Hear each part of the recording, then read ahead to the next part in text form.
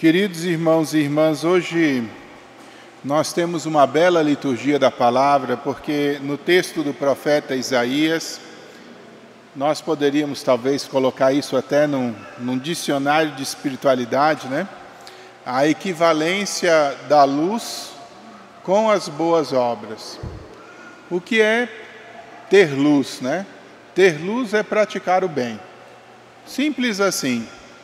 Na verdade, o Senhor nos coloca diante dessa percepção, né? Se alguém quer ser considerado um ser iluminado, precisa entender que essa iluminação vem justamente da prática do bem. Atender os necessitados, ir ao encontro das fragilidades que existem nesse mundo e ali ser, né, uma ação positiva de modo a transformar essas realidades. Esse texto do profeta Isaías encontra consonância bastante concreta no Evangelho de Mateus, quando Mateus fala disso, né? Assim, vós sois o sal da terra, vós sois a luz do mundo. Bom, se o sal não salga, não serve para nada, é terra, é coisa para ser jogada no chão. Se a luz não ilumina, também não serve para nada. De modo que o cristianismo, ele se caracteriza, sobretudo, por essa diferenciação, né, entre os cristãos e as outras pessoas, né? O cristão precisa valorizar aquilo que é diferente na sua conduta. E a conduta do cristão está justamente na prática generosa do bem, movido por esse senso de amor fraterno que brota da nossa relação com Deus. Por isso o cristão é aquele que na sua vida se esforça para fazer o bem por amor a Deus e por amor aos outros. O que nos coloca diante de uma pergunta muito simples, né? Nós somos bons? Né? Nós somos pessoas boas? A nossa presença onde nós estamos faz a diferença? É possível perceber uma certa luz naquilo que nós fazemos e praticamos? É possível perceber uma certa luz naquilo que corresponde à realidade da vida e da convivência, no modo como nós nos relacionamos com as outras pessoas? Né? Nós somos diferentes daquilo que o mundo faz e da tratativa do mundo em relação às coisas? É sobre isso que nós precisamos nos perguntar, né?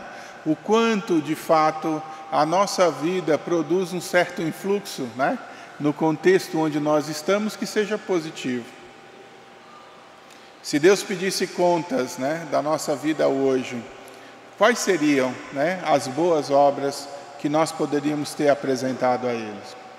E aqui, nós não podemos relativizar as coisas. Nós precisamos ser concretos, né?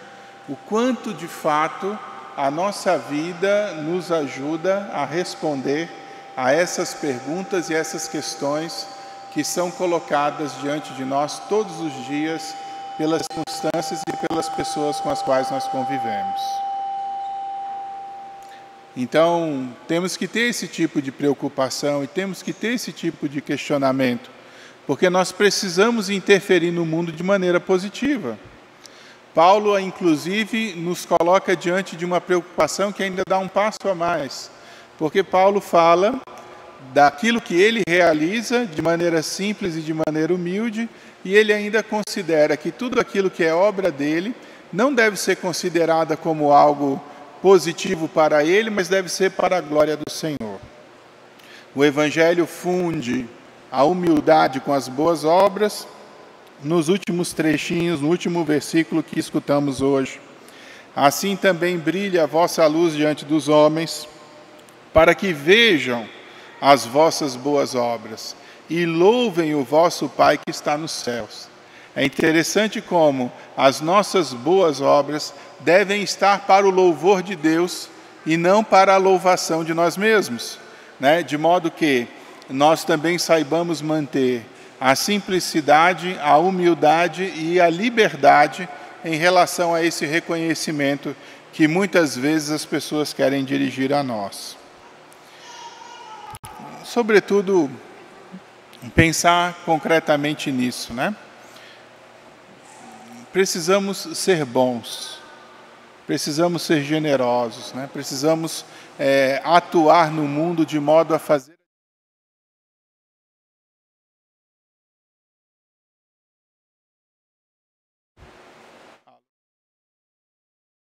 som, isso. Então, continuamos, né? É importante que a gente saibamos nos preocupar com essas coisas, de modo a dar respostas a elas, né, de maneira concreta, de maneira eficiente. O que eu acho que é triste hoje, né, sendo muito franco, é o quanto nós estamos com um anseio tão grande no nosso coração de sermos iguais aos outros. Às vezes as pessoas querem que a igreja se torne um espaço igual aos outros, né, do jeito que pensa muitas vezes a mundanidade. Às vezes a gente quer reduzir os nossos valores evangélicos para que atendam e acomodem o maior número de opiniões possível, né? E o que a gente não consegue reconhecer muitas vezes é que o que nos faz efetivamente cristãos e os valores que o Evangelho possui estão justamente nas diferenças que são colocadas entre nós e o resto. Então, nós estamos querendo perder aquilo que é a essência do Evangelho, aquilo que é a essência dos valores, para nos parecermos mais com aquilo que não corresponde ao Evangelho e que não corresponde aos nossos valores. E isso é muito triste, né? Me lembro uma passagem no Antigo Testamento, quando o povo chega para Samuel e pede para Samuel, né, nós queremos um rei igual às outras nações. E aí Samuel explica para eles, olha, um rei vai chamar os seus filhos lá para serem soldados, vocês vão ter que dar as primícias do seu terreno, né, as melhores coisas que vocês tiverem de imposto para o rei, seus filhos vão se tornar soldados, suas filhas vão se tornar perfumistas do rei, e ele vai exigir de vocês sempre os impostos para poder sustentar a própria vida deles, né? Vocês têm certeza que vocês querem isso? E eles disseram sim, nós queremos um rei que reine sobre nós como as outras nações. Samuel leva o assunto para Deus, né? E Deus diz assim, tranquilo Samuel, não é a vocês, não é a você que eles estão rejeitando, é a mim, né? É a mim, porque o povo de Israel tinha até então como regente o próprio Deus, né? Mas no afã de ser igual, né, de serem iguais às outras nações, eles preferem, né, de repente entrar naquilo que é a conveniência e muitas vezes nos prejuízos que essa situação pode dar, do que de fato valorizar a diferença e a grandeza que existe em estar vinculado a Deus. Então, acho que nós precisamos olhar para a nossa sociedade e perceber o quanto aquilo que hoje o Evangelho sugere de diferente é aquilo que nós precisamos efetivamente colocar em prática de modo a poder construir uma sociedade mais justa e mais fraterna, né? O grande sinal de uma sociedade doente, eu já falei isso para vocês aqui, quando você quer perceber se uma sociedade está doente ou não, pergunte-se a respeito, né? Pergunte-se a respeito dos pensadores dessa sociedade, pergunte-se a respeito dos religiosos dessa sociedade e pergunte-se a respeito dos políticos dessa sociedade. Quando a gente pensa na qualidade dos religiosos, quando a gente pensa na qualidade dos políticos e quando pensa na qualidade dos pensadores, a gente consegue medir aquilo que é produção cultural de uma sociedade. O que hoje pensam os nossos pensadores? Quais são as grandes ideias que são colocadas e expostas para a nossa sociedade brasileira? Quem são as pessoas que estão opinando e colocando as questões para que o povo escute? Porque vou ser muito sincero, se nós formos seguir a opinião de famosos, né, só porque são famosos, nós estamos indo para um buraco, né? Por que é que nós estamos discutindo, por exemplo, saúde pública com a Anitta? Vocês entendem o problema? Por que é que nós estamos discutindo saúde pública e outras questões com blogueiros, né? Vocês acham que o que está acontecendo com os Yanomamis acontece só com os Yanomamis? Entrem aqui na UNB, do ladinho, ali, né? Quem começa o início da UNB, vocês vão ver os pobres lá. Querem conhecer a segunda maior favela da América Latina? Nós temos o orgulho de ostentar isso em Brasília. É o Sol Nascente. A gente entra lá como igreja todo dia para ver a desgraça no Sol Nascente. Tem algum grupo defendendo os pobres do Sol Nascente? Não que os Yanomamis não mereçam, entendeu? Não entra no mérito. Todos nós merecemos. Todos nós. Agora, a questão é essa. Será que esse é um movimento simplesmente porque queremos salvar os Yanomamis ou será que tem alguma questão mais profunda e mais ideológica nisso? Claro que todos eles deviam ser salvos, respeitados na sua dignidade, etc, etc, etc. Mas e a quantidade de gente que a gente tem passando necessidade também? Né? E às vezes nós vamos vendo que o discurso serve para algumas coisas e não serve para outras coisas. Né? Nós falamos da dignidade e do respeito à pessoa e estamos discutindo justamente, por exemplo, uma lei do aborto para ferir justamente a dignidade, né, e o respeito à existência, o direito à existência. Né? Então são coisas, se uma sociedade não tem condições de acolher, né, as crianças que a própria sociedade produz, é uma sociedade problemática. A mesma coisa com os religiosos, não fujamos disso. Eu tenho tido notícias no Brasil, frequentemente, de suicídio de religiosos. Olha, se os religiosos não conseguem achar sentido para a própria vida, realmente a gente está numa sociedade doente. Nós temos coisas que precisam ser resolvidas. Né? Os nossos políticos são interessados na realidade do bem comum verdadeiramente? Né? Os nossos pensadores têm produzido questões, de fato, onde nós podemos ponderar e olhar as coisas com clareza? A quem nós estamos confiando a formação e a educação do nosso povo? Né? E sob que perspectiva estamos orientando isso?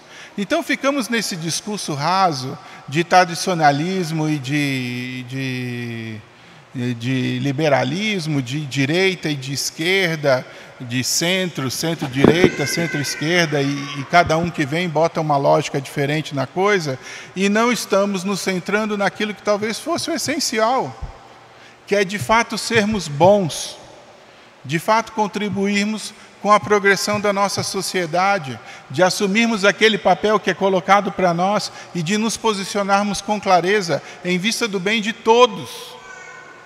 E trabalhar nisso, e procurar isso. A questão é que está todo mundo tão preocupado com o próprio umbigo, com as próprias necessidades e com as próprias coisas, que muitas vezes aquilo que deveria ser o esforço comum para produzir e fazer crescer algo que realmente vale a pena, acaba mitigado exatamente porque está todo mundo atento às suas próprias preocupações. E aquele bem comum que deveria ser produzido, que poderia render a todos, de fato, a estrutura que cada um precisa para viver na dignidade, isso se perde. Se perde justamente porque nós não temos hoje, né, essa percepção de que a generosidade, a prática do bem e a ida ao encontro dos outros para resolver esses problemas que são os nossos, é o verdadeiro caminho para a gente construir uma sociedade mais justa e mais fraterna. Por isso a gente precisa se confrontar e se perguntar o quanto efetivamente nós somos bons, o quanto com aquilo que temos, aquilo que somos, a família que construímos, o quanto nesse núcleo nós estamos produzindo realidades boas, seja para a própria família, seja também para a sociedade que está em volta. O mesmo questionamento para nós como comunidade, estamos fazendo um esforço grande, e o quanto esse esforço nosso como comunidade produz efeito na vizinhança em que nós estamos. E assim nós precisamos irradiar a bondade, para que a bondade também possa, em certo sentido, ser manifesta dentro desse mundo tão violento que nós nos encontramos. Então, o questionamento de hoje do Evangelho, ele é extremamente pertinente. E é muito simples. Nós fazemos a diferença naquilo que somos chamados a fazer a diferença? Fazemos a diferença como pai, fazemos a diferença como mãe, fazemos a diferença como pais, como filhos, como estudantes, como profissionais. A minha presença ali faz diferença nesse mundo no sentido de torná-lo melhor? Porque é nisso que nós precisamos trabalhar e é nisso que nós precisamos nos esforçar também, com a motivação ajustada. E qual é a motivação ajustada que o Evangelho nos traz? É muito simples, né? O amor a Deus, o amor a Deus e o amor ao próximo. Se nós vamos nessa direção, talvez tenhamos luzes, né, e muitas luzes, para iluminar espaços da nossa sociedade que não são enxergados, onde ninguém alcança, onde ninguém vê. Se esses Yanomamis lá no meio da floresta não eram vistos, o que acontece quando se coloca a luz sobre o assunto? Todo mundo vê, todo mundo se interessa, todo mundo participa. Tá bem, é isso mesmo. Mas para quantos e quantos lugares nós precisávamos direcionar mais luzes para responder também a tantas e tantas situações que nós temos hoje na nossa sociedade e que não são resolvidas justamente porque nós não estamos dispostos sequer a levar em consideração aquilo que está acontecendo à nossa volta. Volto a dizer, não faz sentido elevar os muros das nossas casas, dos nossos condomínios, colocar cerca elétrica para que as pessoas não possam entrar. Se nós não interferirmos no que acontece do lado de fora, inevitavelmente aquela violência que a gente quis excluir com os nossos muros e as nossas cercas, vão entrar dentro da nossa casa e nós não vamos ter como controlar isso, porque infelizmente quando nós abandonamos aquilo que é a coisa comum, né, ela infelizmente se deteriora e ela se volta contra nós, né? E é curioso porque nós podemos falar de um bem social, nós podemos falar de um bem comum, né? Mas também nós podemos falar de um mal social, né? Nós podemos falar também de um mal comum, que muitas vezes é produzido pela nossa indiferença. Então pensamos hoje de maneira muito concreta no Evangelho, que nós saibamos responder às demandas com aquilo que verdadeiramente interessa, com o bem, com o amor, com a justiça, motivados, né, pelo nosso amor a Deus e pelo nosso amor ao próximo. Louvado seja nosso Senhor Jesus Cristo. Para sempre seja louvado. Creio em Deus Pai Todo-Poderoso, Criador do céu e da terra, e em Jesus Cristo,